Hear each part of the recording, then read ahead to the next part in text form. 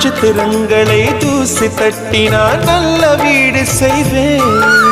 நட்சத்திரங்களின் சூட்டில் நான் உருகி போய்விடில் ஏன் செய்வாய்? உருகிய துளிகளை ஒன்றாக்கி என் உயிர் தந்தே உயிர் தருவேன்.